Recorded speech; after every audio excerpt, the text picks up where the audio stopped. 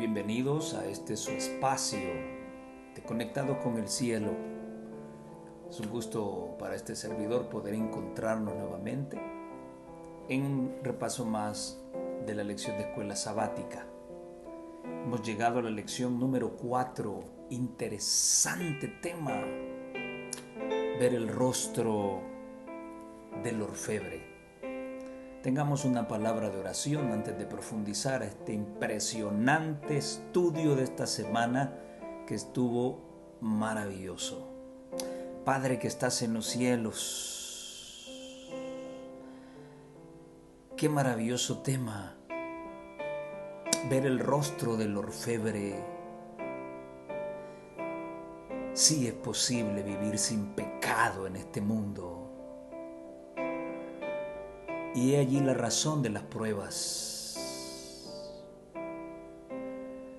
Buscas por todos los medios que tu rostro se refleje en nuestra vida. Gracias, Señor, por este manjar que hemos disfrutado. Y ahora, al repasar los detalles generales de ella, suplicamos tu bendición. Impacta nuestro corazón. Impacta nuestro entendimiento,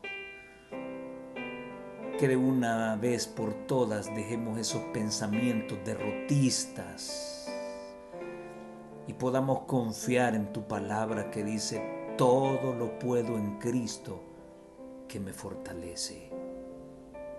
Gracias, Señor, en Jesús te lo pedimos.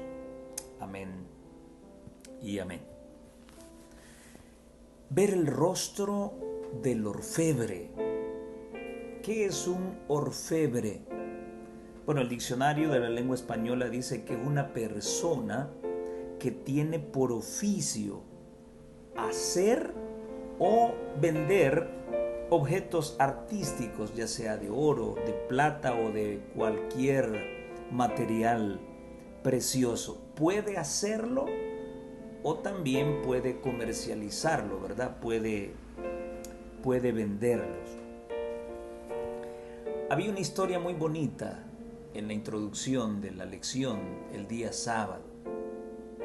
Y no la quiero repasar porque sé que ha quedado muy fija en su mente, pero sí analizar la pregunta. Y ustedes conocen la respuesta. ¿Cómo sabe el orfebre cuando el oro está purificado? Y recuerdan, ¿no?, que alguien le hizo esa pregunta. ¿Cómo sabe él cuando el oro está listo? Está perfecto. Y entonces el orfebre contesta: cuando puedo ver mi rostro en él. Qué lindo.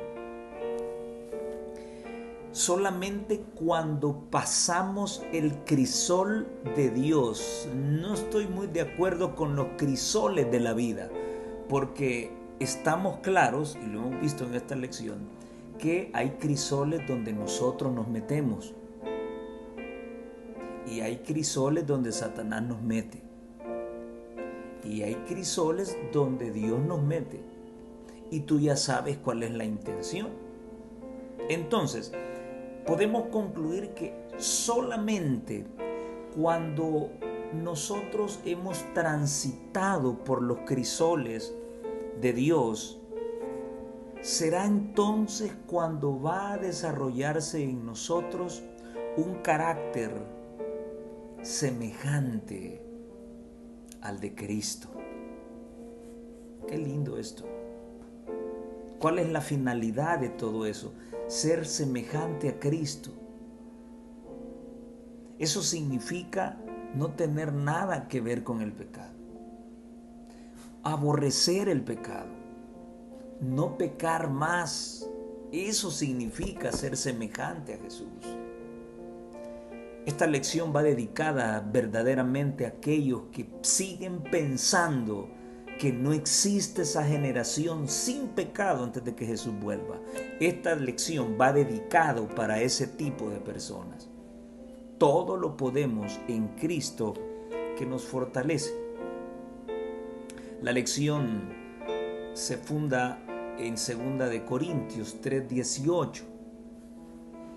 Y en cierta oportunidad, cuando en una predicación dije esto, que sí es posible vivir sin pecado, alguien me preguntó a la salida del culto: usted dice eso porque no tiene pecados. Y nunca lo he dicho porque no tenga pecados. Y creo que 2 Corintios 3:18 explica cómo es ese proceso de transformación y de perfección, porque el objetivo a la larga es tener la perfección misma que tenía Jesús. Decimos que no es posible porque sentimos delicia por el pecado o porque nos encanta la situación en la que estamos. Entonces, 2 Corintios 3:18 nos dice: por tanto, nosotros todos, leo la Reina Valera antigua, mirando a cada descubierta como a un espejo, en un espejo, la gloria del Señor. ¿Cómo somos transformados? Somos transformados de gloria en gloria, en la misma semejanza, por el Espíritu del Señor. De gloria en gloria, paso a paso. Y la semana anterior hablábamos de que, Dios tendrá que esforzarse un poquito más por mí, para arrancar un defecto, algún ídolo que no quiero soltar, y quizás trabajará menos con algún otro hermano. Esta es una obra personal, no es colectiva. ¿Dónde está la base? Escuchen lo que dice la sierva del Señor en Nuestra elevada vocación, página 318. Si confiamos en Él y le encomendamos nuestros caminos, Él dirigirá nuestros pasos por la senda que nos conduzca a la victoria sobre toda pasión pecaminosa. ¿Y qué significa para ti, amigo, hermano, que crees que nunca vamos a despojarnos del pecado en esta tierra? ¿Qué significa, de acuerdo a lo que dice ella, ser conducidos a una victoria sobre toda pasión pecaminosa? ¿Qué significa eso? Vivir sin pecado. Sobre todo rasgo de carácter que no es semejante al carácter de nuestro modelo divino.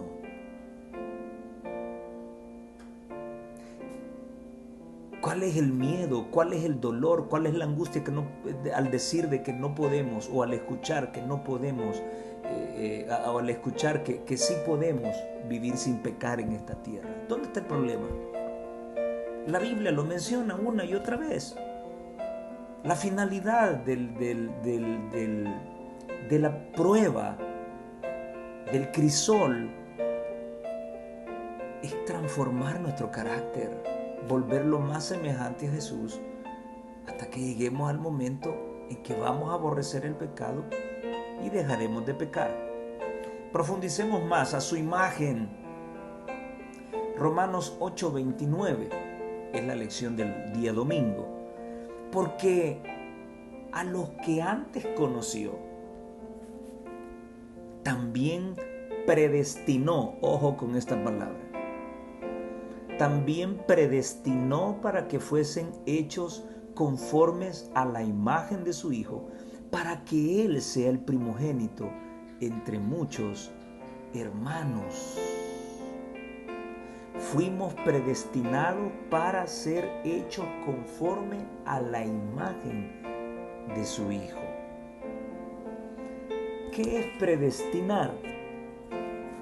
El diccionario dice que es disponer o decidir el destino de una persona o de una cosa con anticipación a su comportamiento o conducta.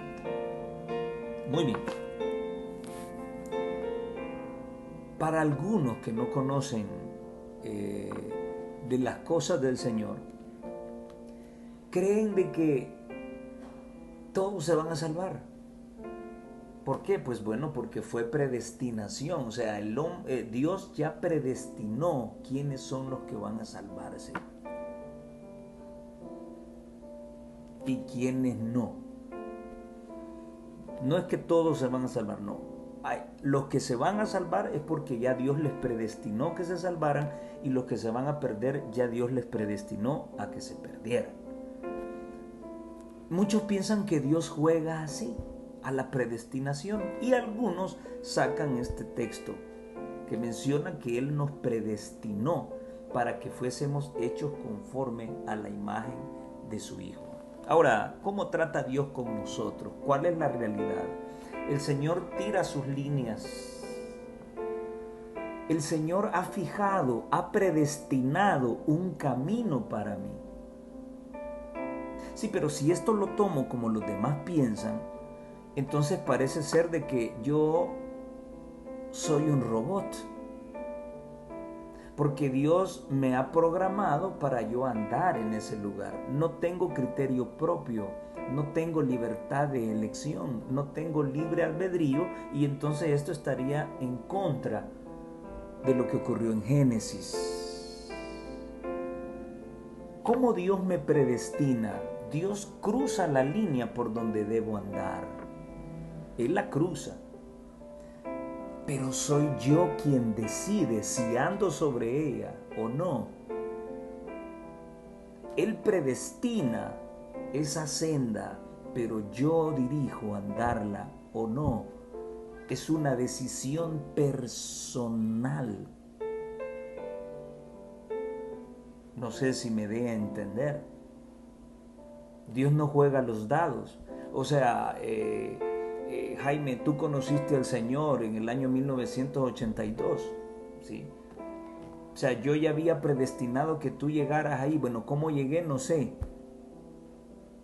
Pero esto no termina, el camino continúa, la senda por la que debo andar continúa, sí, pero si no confío en Él, como decía la sierva de Dios en nuestra elevada vocación, la página 318, si no confío en Él voy a caer, si no me tomo de Él voy a caer, y si no me levanto, entonces esa línea, ese camino que Dios predestinó para mí, entonces yo lo habré perdido.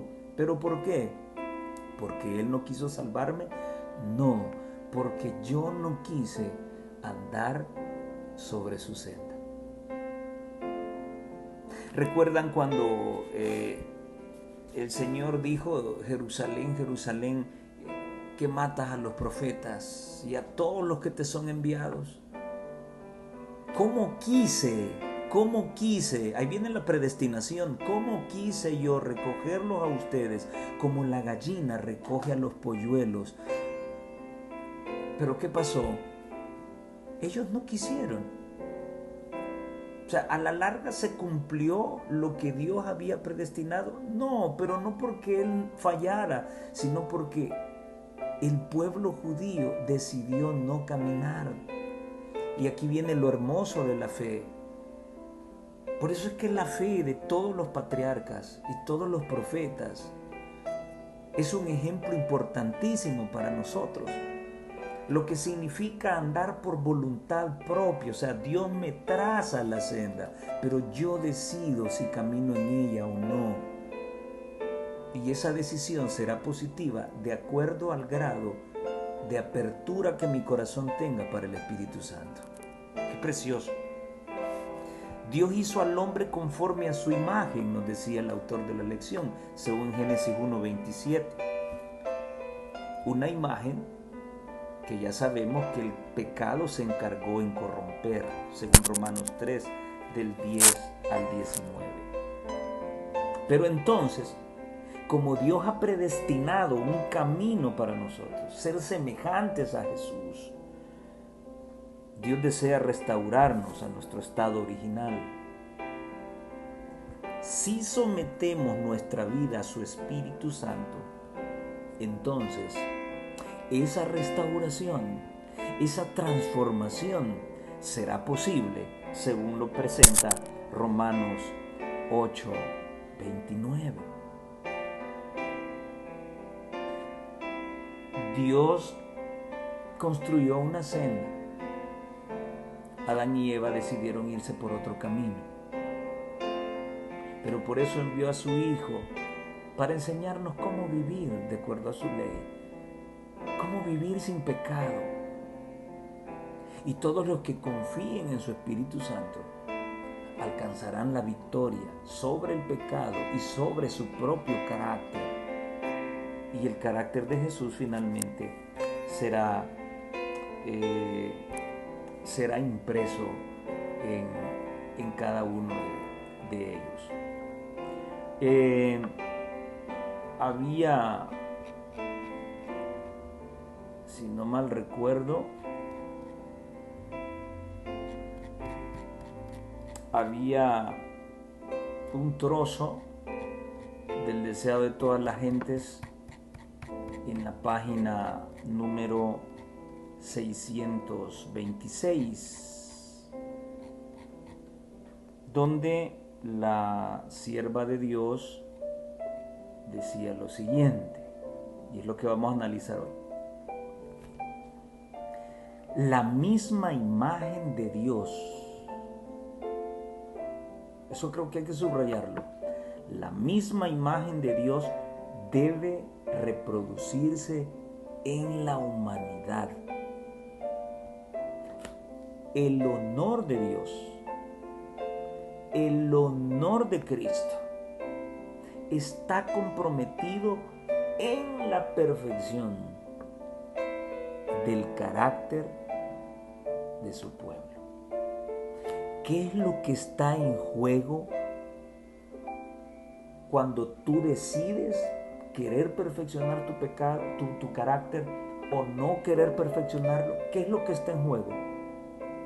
El honor de Dios y el honor de su Hijo. Tremendo. No es cosa de poca monta. Cuando yo rechazo el Espíritu Santo, cuando yo me niego a que mi carácter sea purificado por medio del crisol, estoy poniendo en riesgo el honor de Dios y el honor de Cristo. Qué cosa más grande. Ser semejantes a la imagen de Cristo significa llegar a ser perfectos, igual que Él. ¿A dónde? Hasta que Él venga, o aquí en este momento, en esta tierra. Y vuelvo a repetir lo que dije la semana pasada. Si en este mundo es imposible vivir sin pecado, ¿por qué Dios insiste en purificarnos? ¿Por qué Dios insiste en meternos en crisoles? Entonces Él estaría haciendo un trabajo imposible. ¿Ves lo que significa o lo que da a entender todo aquel que dice que esa generación sin pecado, antes de que Jesús venga, no existe? ¿Ves lo que trata de enseñar? Jesús es poderoso para salvarnos del pecado, pero parece ser que no es poderoso para guardarnos sin caída. Esto que acabo de decir no concuerda con el Evangelio. Ser semejantes a la imagen de Cristo significa llegar a ser perfectos y sin pecado, así como Él lo fue. Y eso podemos lograrlo en esta tierra. Te recuerdo lo que dice la palabra de Dios sobre Job en el capítulo 1, el versículo 1, 21 y 22. ¿Quién era Job? Job era perfecto, recto y temeroso de Dios y apartado del mal. ¿Cometía pecado Job? Sí, nació en un mundo pecaminoso.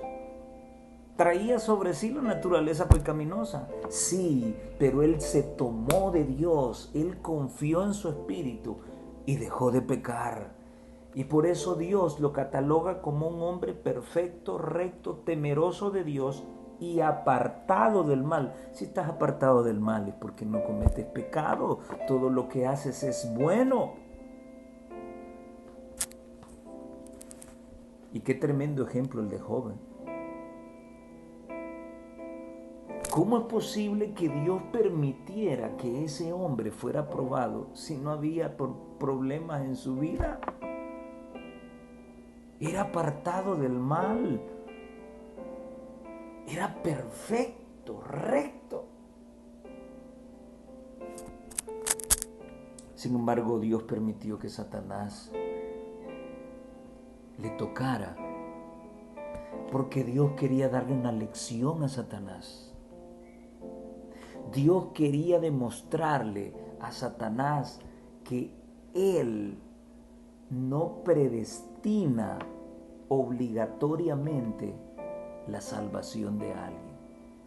Él no obliga a nadie a amarle.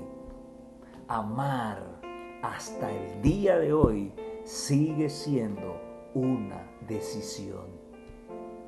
Y Job se mantuvo en pie. Tremendo esto, precioso. Ya vamos a analizarlo luego. ¿Por qué es importante cultivar entonces un carácter perfecto como el de Cristo? Mateo 5:16 dice, porque somos luz para los hombres. 1 Corintios 4:9 nos da a entender de que somos espectáculo al mundo, a los ángeles y a los hombres.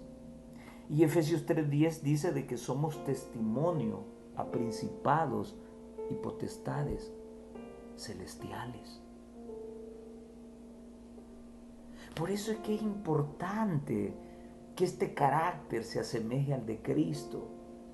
La gente hoy en día no solamente está interesada en conocer esta palabra, sino que también están interesados en saber si esta palabra tiene poder para cambiar al hombre.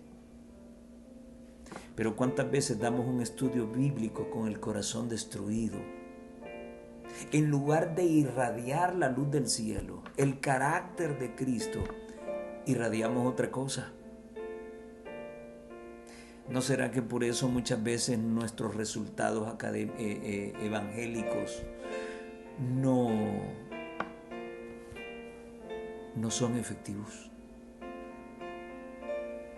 Hay que meditar en eso. Estamos en medio del gran conflicto. Lo quieras o no, estamos en medio de una batalla. La batalla toma muchas formas y se manifiesta de diversas maneras. Frente a esto, tenemos un rol que desempeñar en este drama, en donde nuestra visión debe ser honrar a Cristo. Me encantó esa expresión y la tomé del autor de la lección, de que la batalla toma muchas formas y se manifiesta de diferentes maneras. Es una batalla. En esa batalla tu cuerpo puede ser lesionado, puedes perder un familiar, puedes perder el trabajo, puedes tener problemas en tu negocio, puedes adquirir una enfermedad mortal. Una batalla que tiene muchos matices. Y sea cual sea el matiz que te toque vivir en el crisol, tu objetivo primordial debe ser honrar a Cristo. ¡Qué tremendo! Esto no solamente es para cristianos, o no es cosa de cristianos, esto es cosa de guerreros. Tremendo, tremendo esto. Ahora, ¿qué dice la mensajera del Señor? Semejante transformación de carácter como la observada en la vida de Juan, está hablando del apóstol, es siempre resultado de la comunión con Cristo. Cuando tú pasas tiempo con Jesús, se nota tu forma de hablar, tu forma de pensar, tu forma de actuar son diferentes. Pueden existir defectos notables en el carácter de una persona, pero cuando llega a ser un verdadero discípulo de Cristo, no dice cuando llega a ser un discípulo de Cristo, no, un verdadero discípulo de Cristo. ¡Wow! Parece ser que habemos muchos discípulos mentirosos de Cristo dentro de nuestras iglesias. Cuando alguien llega a ser un verdadero discípulo de Cristo, el poder de la gracia divina le transforma y le santifica. Contemplando como por un espejo la gloria del Señor, es transformado de gloria en gloria hasta que llega a asemejarse a aquel a quien adora. Y a eso nos asemejamos, a lo que adoramos. Si somos seculares, pues eso es lo que vamos a proyectar. Si somos de Cristo, pues vamos a proyectar e irradiar su carácter. Juan era un maestro de santidad. Sí, ese mismo que escribió que el que es nacido de Dios no peca. Por eso ella habla, el que es verdadero discípulo de Cristo. Juan era un maestro de santidad y en sus cartas a la iglesia señaló reglas infalibles para la conducta de los cristianos, y cualquiera que tiene esta esperanza en él, escribió, se purifica, como él también es limpio. El que dice que está en él debe andar como él anduvo. Y ella cita primera de Juan 3:3 y 2:6. Enseñó que el cristiano debe ser puro de corazón y vida. Nunca debe estar satisfecho con una profesión vana. Así como Dios es santo en su esfera, el hombre caído por medio de la fe en Cristo debe ser santo en la suya. ¿Y qué es ser santo? Libre de pecado. ¿Es posible o no es posible? Sed vosotros perfectos como vuestro Padre que está en los cielos es perfecto, dijo Jesús. Sed vosotros santos porque yo soy santo, dijo el Señor en el Antiguo Testamento. Nosotros somos linaje escogido, gente santa, pueblo adquirido por Dios. ¿A dónde está el hecho de que no se puede vivir sin pecar? Claro que sí, por la fe en Cristo. Esto está en Hechos de los Apóstoles, página 446. Y en Reflejemos a Jesús, la página 57, ya dice, cuanto más estudie el carácter de Cristo, tanto más atractivo aparecerá ante usted. Llegará a estar cerca de usted en estrecho compañerismo. Sus afectos irán hacia Él. Si la mente es moldeada por los objetos con los cuales más se relaciona, entonces pensar en Jesús, hablar de Él, lo capacitará para ser como Él en espíritu y carácter. Reflejará su imagen en lo que es grande y puro y espiritual. Tendrá la mente de Cristo y Él lo enviará al mundo como su representante espiritual. Qué lindo lo que ella escribió. Amigos, hermanos, ¿tenemos la suficiente solvencia moral para ver los ojos del mundo y ser representantes de Cristo en esta tierra? Parece que hay mucho que meditar en esto. Fe en medio del fuego refinador. ¿Cómo se puede estar gozoso y mostrar fe en medio de un cáncer? ¿Cómo se puede estar gozoso y con fe cuando estoy enterrando a mi hijo o a mi hija? ¿Cómo puedo tener gozo y fe cuando he perdido mi trabajo y no tengo nada que llevar para comer a casa. Y podría mencionarte un montón de situaciones en donde tú has pasado por algunas o has pasado por otras. ¿Cómo conservar esa fe? Y la lección del lunes hablaba de Job 23 del 1 al 10. Y hay dos cosas que no lo vamos a leer, pero hay dos cosas que me llaman la atención. Una está en el versículo 3 y otra está en el 10.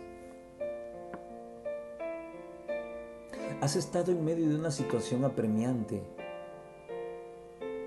y has sentido la oleada de frío que te indica de que Dios te ha abandonado, que no le importas, que no está sufriendo contigo en medio del crisol por donde estás pasando. Querido amigo, querido hermano y hermana, no olvides que Jesús estuvo con los 3 jóvenes hebreos en el horno de fuego. Y si estuvo con ellos, también estará contigo. Quizá tu historia, tu drama termine como el de ellos, rescatados del horno. Pero quizá tu historia pueda terminar diferente. Quizá tengas el mismo cáncer que tu vecino y tu vecino logró salvarse. Pero puede ser que tú no y las cosas vayan mal. ¿Cuánto se necesita un terreno sólido donde sentirse que uno está parado? Me encanta el sentimiento de Job. ¿Quién me diera el saber dónde hallar a Dios? Esta es la expresión que se ha hilvanado como resultado de un vacío interno. Tremendo.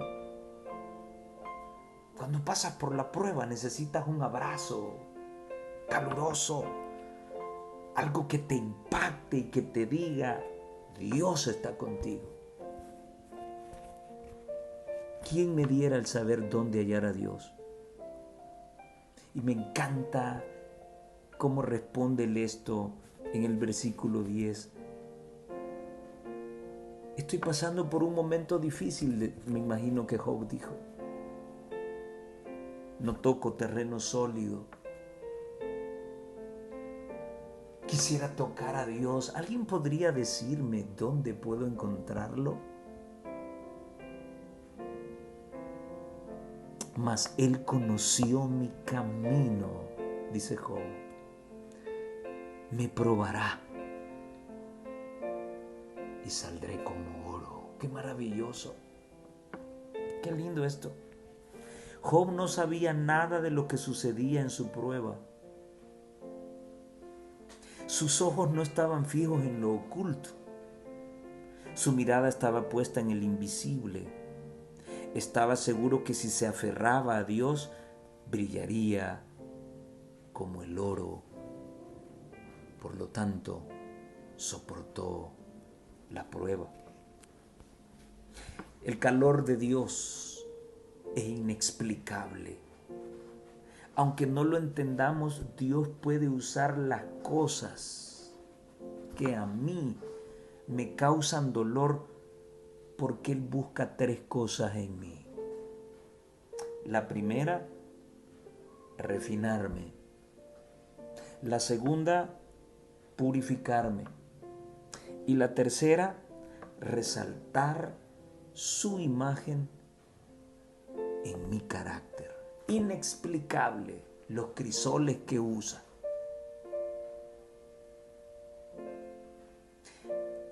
Pero no veas la oscuridad,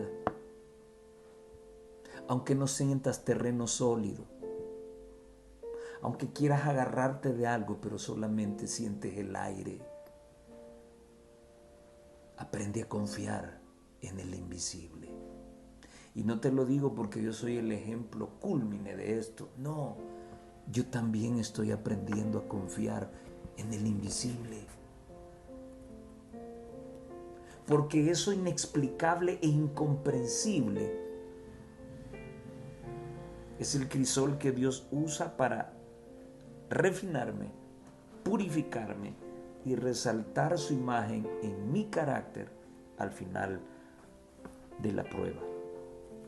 ¿Existen otras formas de refinamiento y purificación aparte del sufrimiento? Era la pregunta que hacía el autor. Personalmente, para mí, no. Y somos una cultura que si no vemos el cinchazo no aprendemos. Y eso tiene años de existir. Yo personalmente no encuentro otro método de refinamiento y purificación fuera del dolor. No existe para mí. El cristiano que ama a su Padre Celestial puede no discernir por providencias externas o señales visibles algún favor celestial. A menudo está sumamente afligido, angustiado, perplejo. Las apariencias parecen estar en su contra. Job fue despojado de sus tesoros terrenales, privado de sus hijos y convertido en un espectáculo de repugnancia para sus amigos. Pero en la hora de Dios, escucha esto, pero en la hora de Dios, Él mostró que no había abandonado a su siervo. Dios no te abandona. No te abandona. Si os manda que entréis al horno rugiente por amor de Él, Jesús estará a vuestro lado. Así como estuvo con los 3 fieles en Babilonia, los que aman a su Redentor se gozarán en cada oportunidad de participar con Él en la humillación y en el vituperio. El amor que sienten hacia su Señor dulcifica el sufrimiento por su causa. Lugares Celestiales, página 273. Esto me hace recordar una historia de los indios Cheyenne. Y cuando un joven llega a mayoría de edad, debe pasar por una prueba de fuego. Él debe pasar perdido en el bosque una noche, con los ojos vendados, y enfrentarse así a todos los peligros que puede encontrar en el bosque. Y le amarran sus ojos, y su padre es el encargado de llevarlo hacia el bosque. Allá se despide de él y le dice que debe comportarse como todo un hombre. Y en medio de la oscuridad se escuchan ruidos, pasos, rugidos de animales feroces. Y el muchacho comienza a temblar. Se siente solo, se siente abandonado. Busca refugio en los árboles, en las rocas, en las cuevas. Se está enfrentando a enemigos que pueden estar cerca. Al aparecer los primeros rayos del sol, llega el momento de quitarse la venda. Y cuando este muchacho se quita la venda, se da cuenta que su padre estuvo allí con él todo el tiempo y no lo sabía. En medio de la prueba, no olvides que Dios siempre está a tu lado, aunque las cosas se pongan color de hormiga. Las últimas palabras de Jesús es el tema de la lección del día martes. Qué interesante este tema, porque cuando una persona está al borde de la muerte o sospecha que pueden asesinarle o que pueden hacerle algo, sus últimos discursos o su último discurso revela grandes verdades, grandes cosas. Y en la lección se colocaba como texto principal la experiencia de las 10 vírgenes, que tampoco vamos a leerlo, pueden revisarlo en Mateo 25 del 1 al 12, pero sí destacar el hecho de que siempre se nos ha enseñado de que pues las prudentes no tenían aceite y las insensatas no tenían aceite, y que ese aceite representa al Espíritu Santo. O sea, eso es indiscutible, y el autor mencionaba pues que aún Elena de White está en línea, en sintonía con el texto bíblico en cuanto a esa interpretación. Ahora, algo que destacar también en esto es que ambas se durmieron, unas con aceite, otras sin aceite, y ambas se durmieron. Y el clamor de medianoche las despertó. Ahora, lo que pudimos aprender en esta lección, y quiero plantearlo de esta manera, es: si el aceite representa al Espíritu Santo, ¿para qué necesito el Espíritu Santo? ¿Solo para que ande aquí adentro de este cuerpo? ¿O hay una función? Y el autor, y lo comparto con él, el autor trata de presentarnos que ese carácter, ese aceite también representa el carácter. O sea, no es simplemente que el Espíritu Santo llega y mora en la vida de la persona, no. El Espíritu tiene que trabajar con algo, no va a estar de balde, no va a estar inactivo en mí. Él tiene que trabajar algo, y ese algo que ha de trabajar es mi carácter.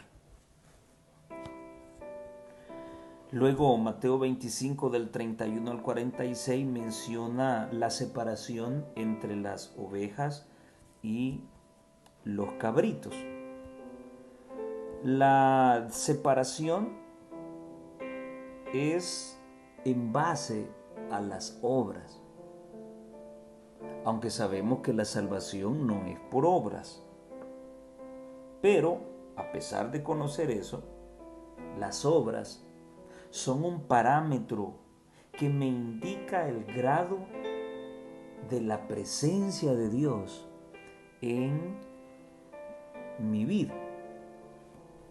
Y con respecto a esta situación, la sierva de Dios nos dice en Alza tus ojos, en la página 175, Dios exhorta a su pueblo a ser una brillante luz en el mundo.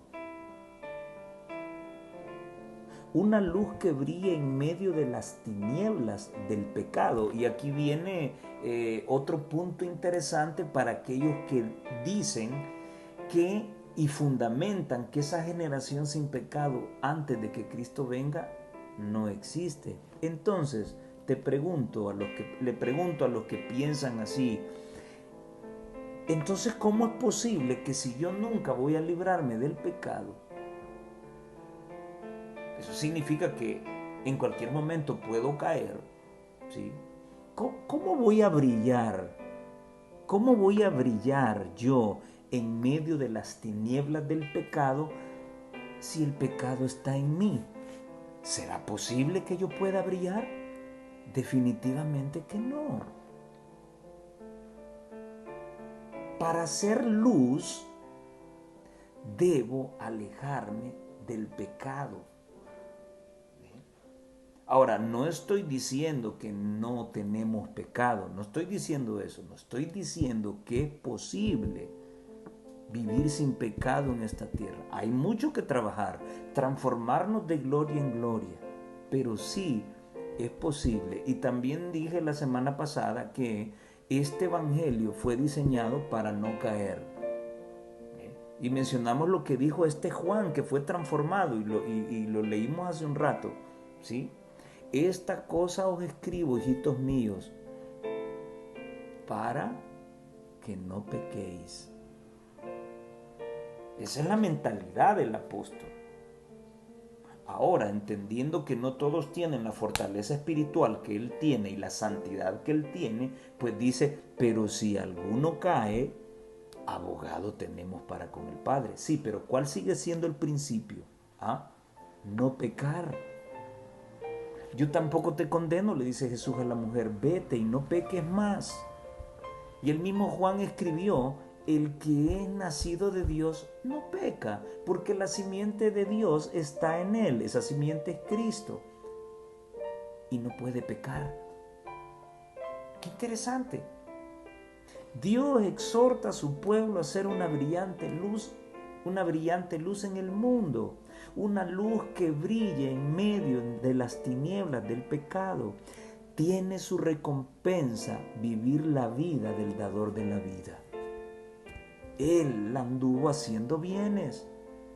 Esto es lo que hará todo verdadero seguidor de Cristo, imbuido en un sentido sagrado de lealtad a Dios y de deber hacia sus prójimos, mediante el conocimiento de la verdad tal como es en Jesús.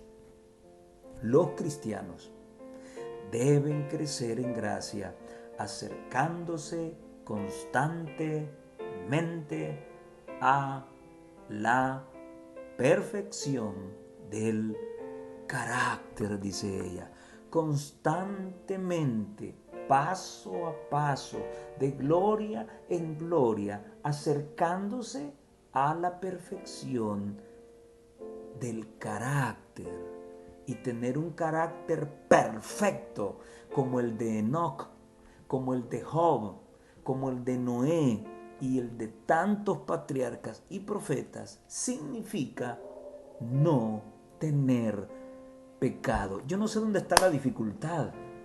La única dificultad que encuentro es que quien está en contra de lo que acabo de decir es porque quiere seguir acariciando y disfrutando sus pecados.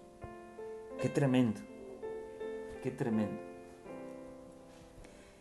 ¿Quién soy cuando estoy solo? Ese soy, eso soy.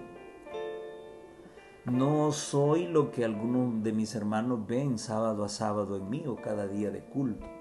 No, yo soy lo que soy cuando estoy solo. Ahora, si lo que soy cuando estoy solo se parece a lo que proyecto en mi vida diaria, pues bueno, estamos bien. Pero si hay una discordia, entonces allí ya hay un problema. El día miércoles trae otro tema interesante, los entendidos. Y con respecto a esto vamos a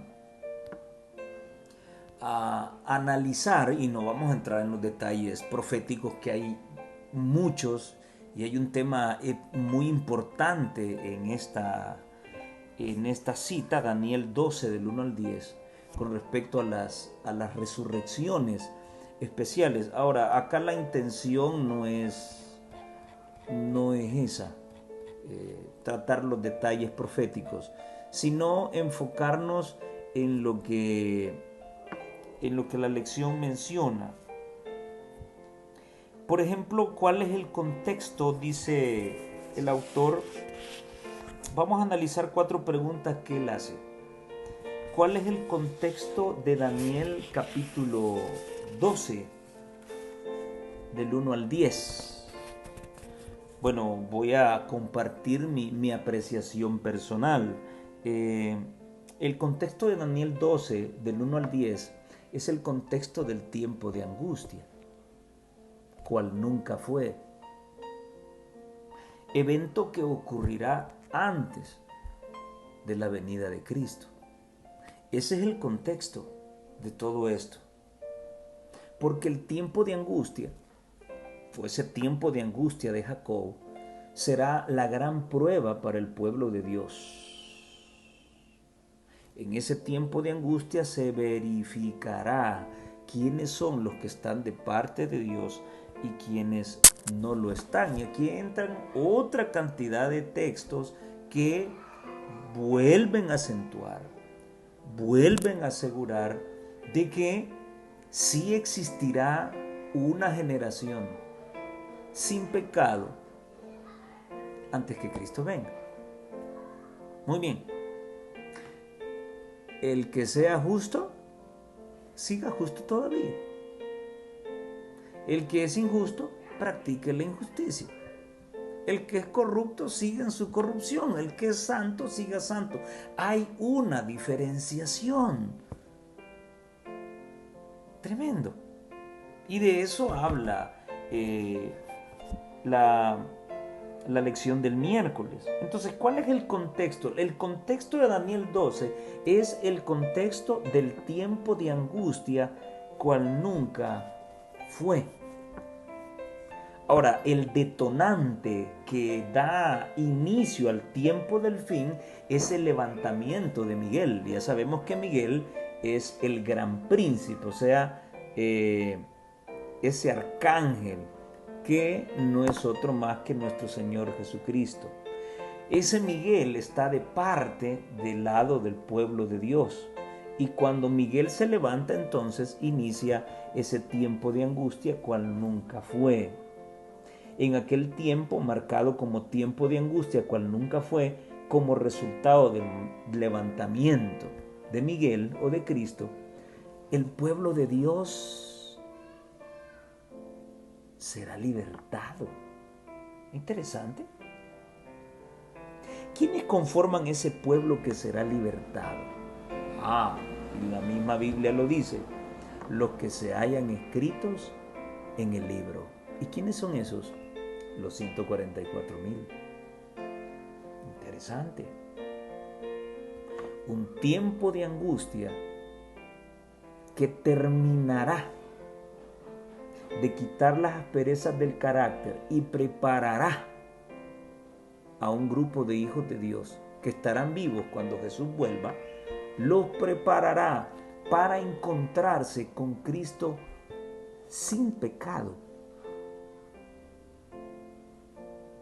Bueno, ese toque final de refinamiento, el tiempo de angustia, un tiempo doloroso. No hay otra escuela fuera del dolor.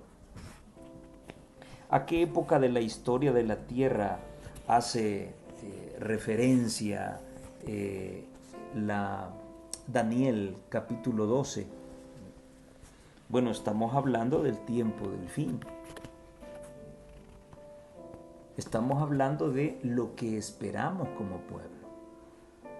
Qué interesante esto. En una vigilia del sábado pasado, hablaba acerca de esos dos tipos de evangelio que escuchamos hoy. Un evangelio sin sufrimiento, donde vendrá una gran tribulación, pero Dios no permitirá que su iglesia sufra y entonces Él raptará a su iglesia. Esto demuestra un cristianismo no comprometido. Cristo lo hace todo, yo no hago nada, y ustedes saben que esto no es así. Si alguno quiere vivir piamente en Cristo Jesús, debe padecer persecución. Cristo dijo, el siervo no es mayor que su Señor. Si a mí me persiguieron, también a vosotros os perseguirán. Y ese es el otro evangelio que dice que somos ovejitas apartadas para el matadero. Y que cada quien va a decidir su destino eterno demostrando de parte de quién está. ¿Sí? Si tiene amor por Dios o tiene temor por aquellos que van a matar su cuerpo. Interesante.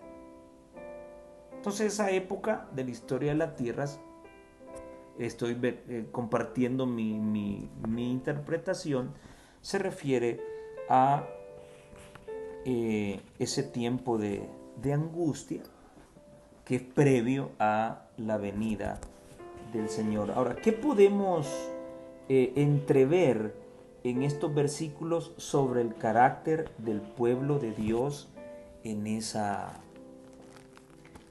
época?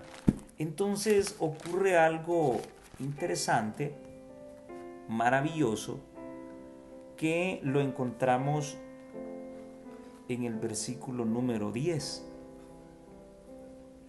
Como les dije, no voy a entrar en los detalles proféticos. Daniel ve en visión al mismo ángel, ¿verdad?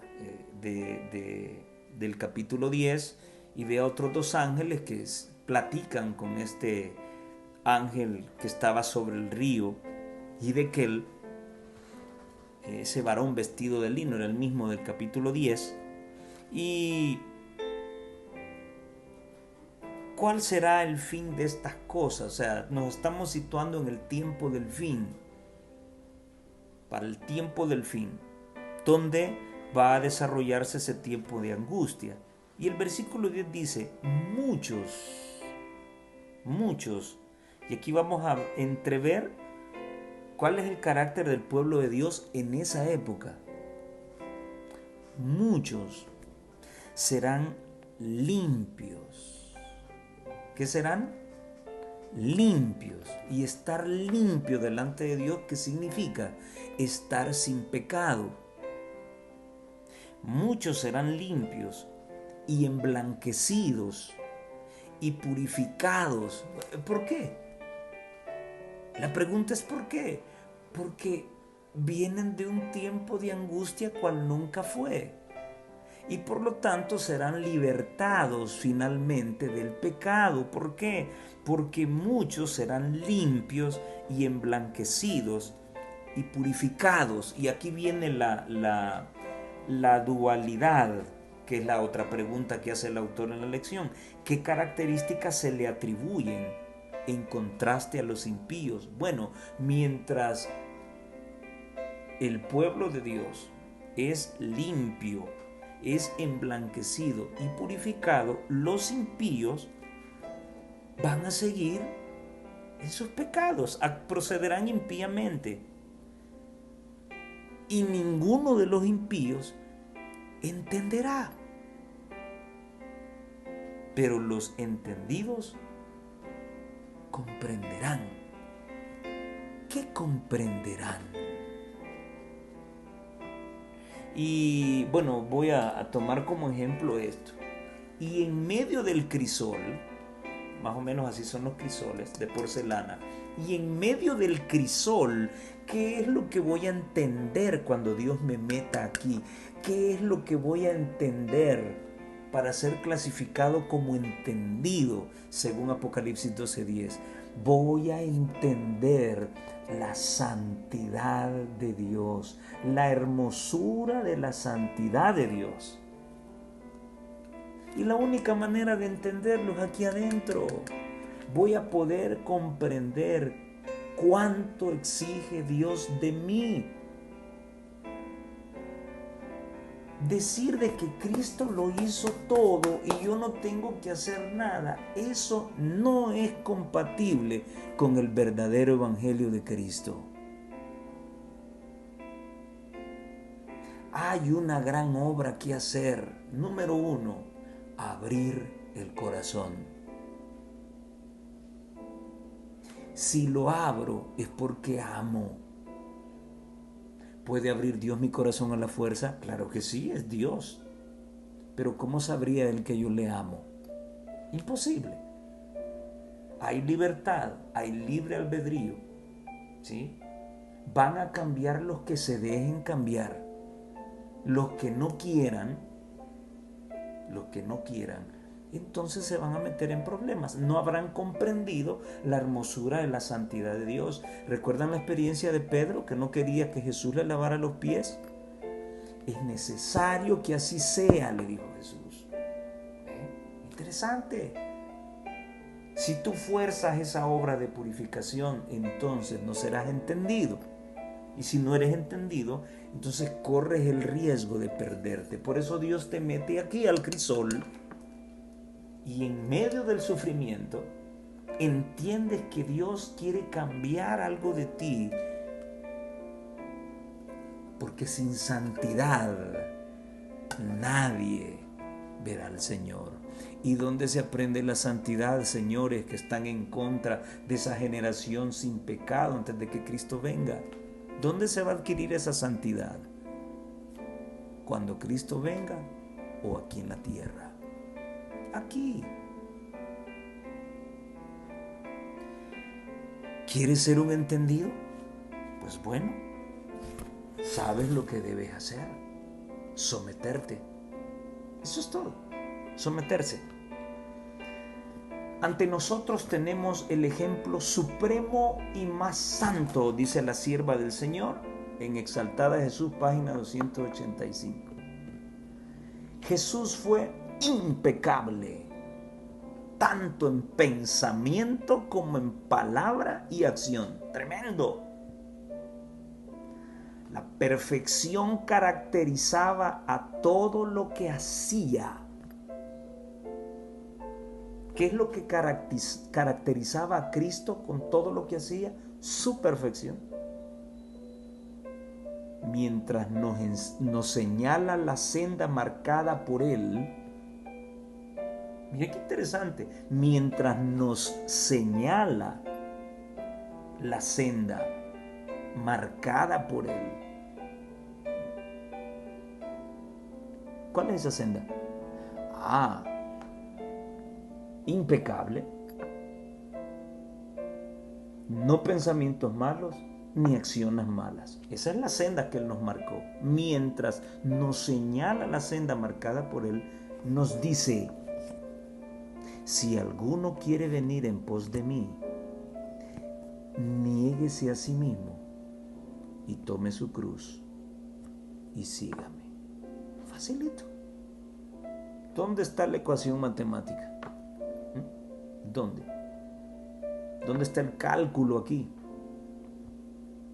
Es cuestión de lógica, es cuestión de entendimiento.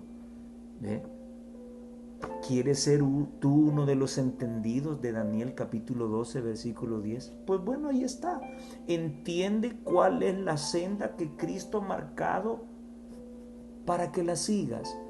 Impecabilidad, pensamientos puros y acciones nobles. Eso es todo. ¿Qué es lo que nos hace pensar lo contrario? Sencillo. Nuestro tonto orgullo. Qué tremendo. Y finalmente llegamos al día jueves, donde hablamos acerca del carácter y la comunidad. ¿Cuál comunidad? ¿Mis vecinos? No. Voy a decirlo de otra manera. El carácter y la iglesia. Y Efesios 4, del 11 al 16, nos muestra que Dios puso diferentes dones para perfeccionar a los santos. En esos textos del 11 al 16 de Efesios 4 se destaca la unidad. Y esta pregunta también la hice el sábado pasado, en la vigilia donde estuve.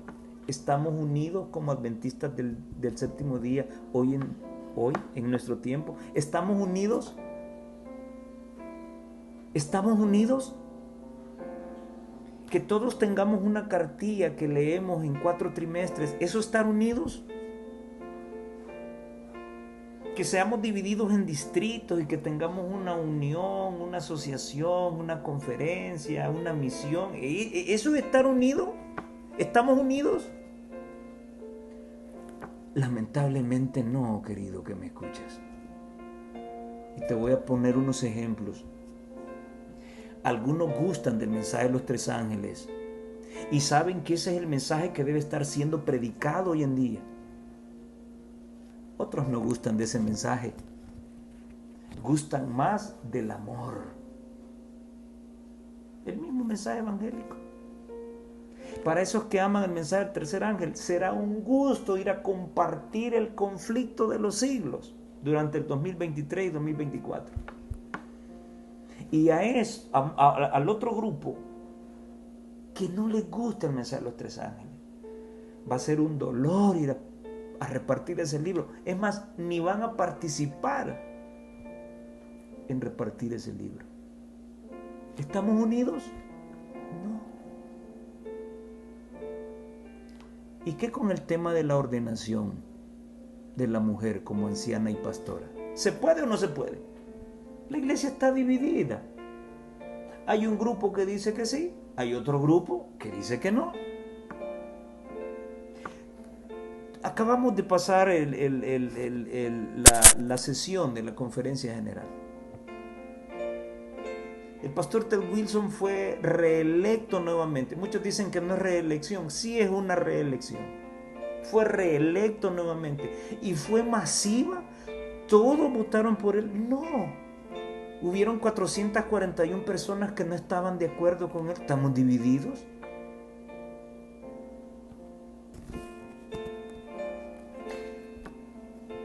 Solamente viviendo en comunidad cristiana, como iglesia, podemos crecer en plenitud a la estatura de Cristo.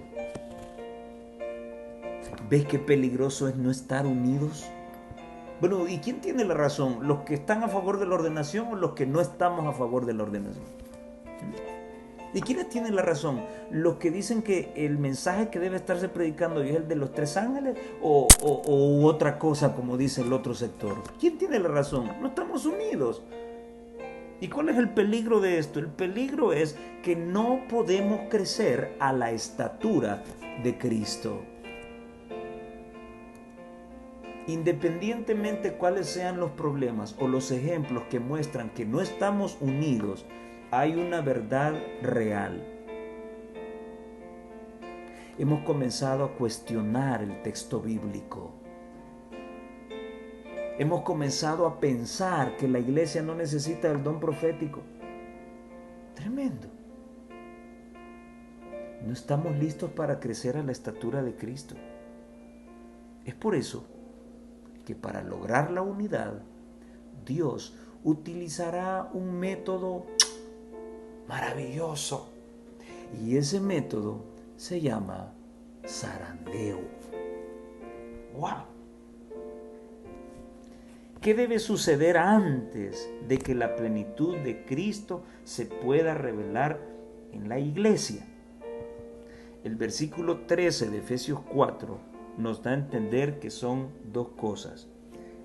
Llegar a la unidad en la fe y llegar al conocimiento del Hijo de Dios. Cuando tú conozcas quién es Cristo, entonces verás la hermosura de su santidad y entonces serás uno de los muchos entendidos de Daniel capítulo 12, versículo 10.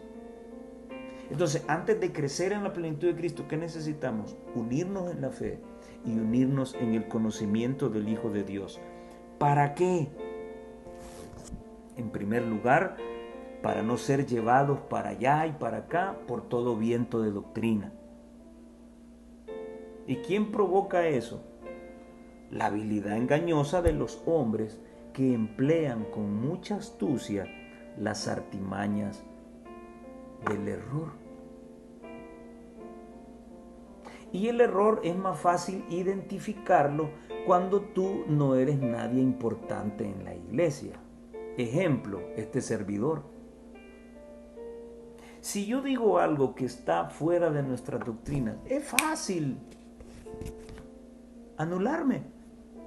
Lo que él está diciendo no está bien, no es correcto. Es sencillo cuando no eres importante en la iglesia, cuando no eres famoso.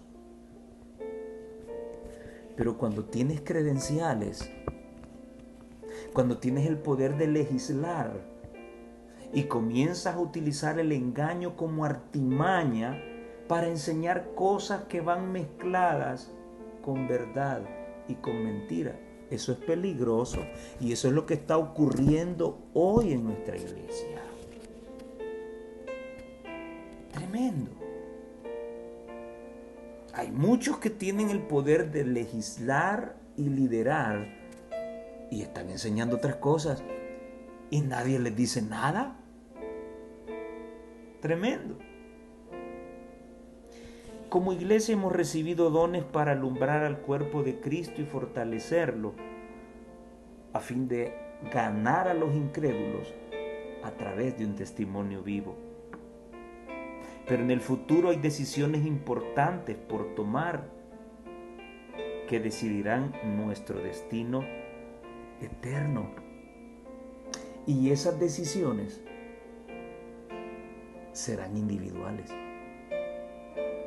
¿Cuántos sabemos que hemos de salir de las ciudades al campo? Todo adventista lo sabe. La pregunta es, ¿y tú vas a salir cuando llegue ese tiempo? No sé. ¿Ya estás preparándote para salir? Ni 1 en 20 está listo, dice la sierva de Dios. Y ahí estamos, divididos. Unos enseñando la indiferencia con el don profético, otros hablando de que es mucho más importante la cultura, otros hablan de la imposibilidad de librarnos de la influencia del pecado, otros promueven mucho el sentimentalismo evangélico, la amistad con el papado, ya no se debe hablar en contra del papado, la ordenación ilícita de la mujer y todos esos temitas. Mientras estamos allí, el tiempo de preparación está terminando. Aquellos que pertenecen a la familia de la fe nunca debieran dejar de reunirse, porque este es el medio que Dios ha designado para conducir a sus hijos a la unidad, a fin de que con amor y compañerismo cristiano se ayuden y fortalezcan y se animen unos a otros. Pero unos están metiendo el pie para que el otro se caiga, le preparan mentiras para que lo saquen de circulación. Eso es reunirse para muchos, andar con un traje y con un rótulo aquí todos los sábados y sacar el programa de sábado, pero no hay vida cristiana. Reunirse es el único método, dice ella, que Dios ha utilizado, el único que Dios ha utilizado para producir, motivar la unidad entre sus hijos. Como hermanos en nuestro Señor, somos llamados por una santa vocación a una vida santa y feliz. Somos llamados a una santa vocación. Habiendo entrado por la senda estrecha de la obediencia, refresquemos nuestras mentes mediante la comunión de unos con otros y con Dios. Mientras vemos aproximarse el día de Dios, reunámonos a menudo para estudiar la palabra de Dios y exhortarnos unos a otros a ser fieles hasta el fin. Nuestra elevada vocación, página 168. En resumen de todo lo que hemos hablado hoy, en resumen, estamos llamados a ser oro puro. Cristo debe ver su rostro en nuestra vida. Mientras eso no sea posible, estamos jugando a ser cristianos. Y Él no nos ha llamado para jugar a ser cristianos. Nos ha llamado para ser sus discípulos. No importa cuán difícil sea la prueba en el crisol. Entiende la hermosura de la santidad de Dios y entonces serás parte del grupo cuyo nombre estará escrito en el libro y tendrás el privilegio de vivir con Cristo por toda una eternidad. Que el Señor nos ayude y nos dé la fortaleza de carácter. Lanzarse a esta aventura es cosa de valientes. Y yo sé que tú eres uno de ellos. Dios te bendiga. Te espero en la próxima.